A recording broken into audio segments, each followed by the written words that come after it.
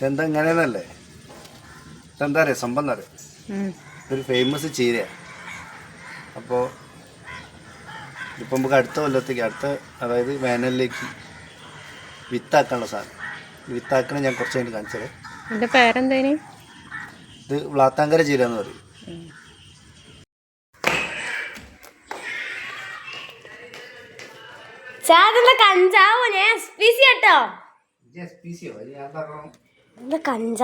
കഞ്ചാവൊക്കെ മോളെ സാധനം. അത് എന്റെ വിചാരോ പിന്നെ കഞ്ചാവ്. അത് കഞ്ചാവ് എന്താ ശരിക്കും പറയേ പൊട്ടത്തി അങ്ങോട്ട് നോക്കി, അത് അങ്ങോട്ട് എടുത്തു നോക്ക്. ചീര മോളെ, ചീരന്റെ വിത്ത്. ഇത് ഉണങ്ങിയതാണ്. ഇങ്ങനെയോ? ആ ഇതിങ്ങനെ അങ്ങനെ ആക്കി ചെയ്തിട്ട്, അതായത് കാച്ചരാ വെക്കലേ.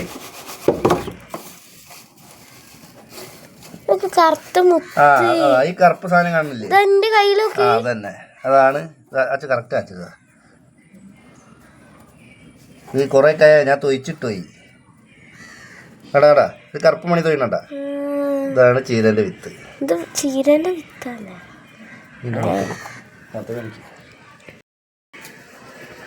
അപ്പൊ ഇതാണ് ചീരന്റെ വിത്ത്. അതായത് ഇതിപ്പോ ഇവിടെ 2-3 ടൈപ്പ് ചീര ഉണ്ട്. ഇത് സാധാരണ പച്ച ചീര,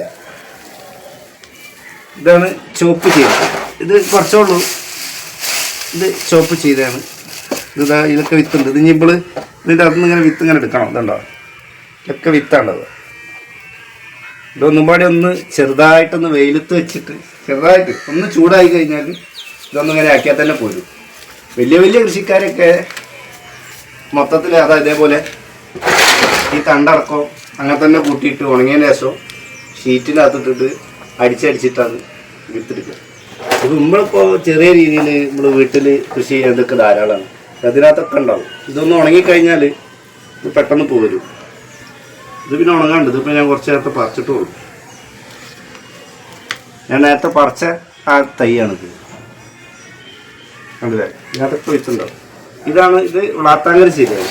ഇത് കുറച്ച് നല്ല ചീര, ചുവപ്പ് നല്ല അടിപൊളി റെഡ് കളറുള്ള അടിപൊളി ചീരയാണ് വ്ളാത്താങ്കര ചീര.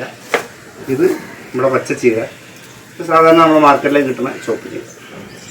അപ്പോൾ ചീര നമ്മൾ ഒരുപാട് എല്ലാ വർഷവും ഉണ്ടാക്കലുണ്ട്.